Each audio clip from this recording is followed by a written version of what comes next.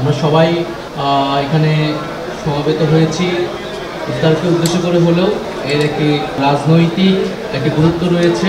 আমরা সবসময় একটা বাংলাদেশ কামনা করেছি, প্রত্যাশা করেছি যেখানে রাজনৈতিক শক্তিগুলো তাদের মধ্যে মতপার্থক্য থাকবে, নীতিগত পার্থক্য থাকবে, সমালোচনা থাকবে, কিন্তু আমরা সবাই একসাথে বসতে পারবো, আলোচনা করতে পারবো দেশের স্বার্থে, জনগণের স্বার্থে।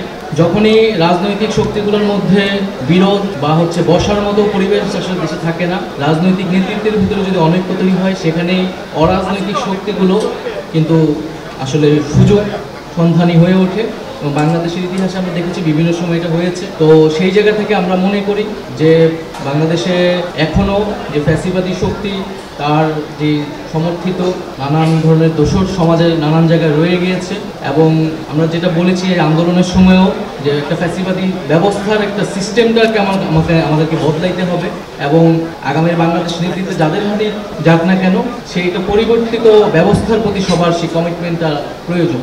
তো আমরা মনে করি যে বাংলাদেশের এখন যে পরিবেশ পরিস্থিতি রয়েছে আমাদের মধ্যে সেই রাজনৈতিক ঐক্যটা থাকবে, এবং কারণ আমি আগেও যেটা বললাম, রাজনৈতিক ঐক্যের অভাব হলে সেখানে অরাজনৈতিক শক্তি, এবং আমরা জানি যে আমাদের সামরিক বেসামরিক আমলাতন্ত্র রয়েছে, আমাদের লুটেরা মাফিয়ারা রয়েছে, এবং বৈদেশিক ষড়যন্ত্রকারী বিভিন্ন পরাশক্তি রয়েছে, এবং বাংলাদেশে দীর্ঘদিন নতজানু পররাষ্ট্রনীতির আন্ডারে বাংলাদেশকে রাখার চেষ্টা করেছে বিগত সরকার। তো আমরা সামনের বাংলাদেশ স্বাধীন, সার্বভৌম এবং একটা গণতান্ত্রিক বাংলাদেশ হবে, বৈষম্যহীন বাংলাদেশ হবে, সেটাই আমাদের প্রত্যাশা। তো সেই জায়গায় অবশ্যই যে কোনো পরিস্থিতিতে জাতীয় নাগরিক পার্টি বাংলাদেশের জাতীয় ঐক্যের জায়গা ধরে রেখে কাজ করবে, এবং জাতীয় নাগরিক পার্টি একটি নতুন রাজনৈতিক দল, এবং গণ অভ্যুত্থান থেকে উঠে আসা তরুণরাই আমরা এই দলটা পরিচালনা করছি, নেতৃত্ব দিচ্ছি। সেই জায়গায় বাংলাদেশের যে বিদ্যমান রাজনৈতিক দলগুলো আছে যারা ফ্যাসিবাদ বিরোধী আন্দোলনে আমাদের সাথে ছিল, এই অভ্যুত্থানে সরাসরিভাবে সহায়তা করেছে, অংশগ্রহণ করেছে, তারাও আমাদেরকে শুভেচ্ছা জানিয়েছে, স্বাগতম জানিয়েছে, নানাভাবে আমাদেরকে সহযোগিতা করছে একটা নতুন রাজনৈতিক দল গড়ে উঠতে। সেই জায়গাতেও আমি জাতীয় নাগরিক পার্টির পক্ষ থেকে বিএনপি সহ বাংলাদেশের ফ্যাসিবাদ বিরোধী রাজনৈতিক দলগুলোকে আন্তরিকভাবে ধন্যবাদ জানাচ্ছি, এবং আমরা মনে করি যে আমাদের যে মুজিববাদের বিরুদ্ধে আমাদের যে লড়াই হয়েছিল, গণ অভ্যুত্থান হয়েছিল, সেই লড়াইয়ের স্পিরিটটাকে আমরা ধারণ করব।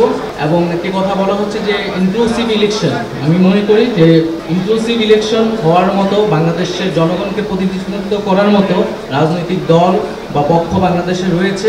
5ই আগস্ট বাংলাদেশের জনগণ যেই শক্তিকে পরাজিত করেছে, মুজিববাদ এবং আওয়ামী লীগ, ফ্যাসিস্ট আওয়ামী লীগকে বাংলাদেশের জনগণ আসলে বিদায় করেছে। ফলে বাংলাদেশের যেই সামনের ভবিষ্যৎ রাজনীতি, নির্বাচন, সেখানে আসলে সেই মুজিববাদী রাজনীতি কোনো স্থান আসলে হবে না, এবং একটা বিচার প্রক্রিয়া যখন চলমান আছে, বিচারের আগে তো সেই প্রশ্নটাই আসে না।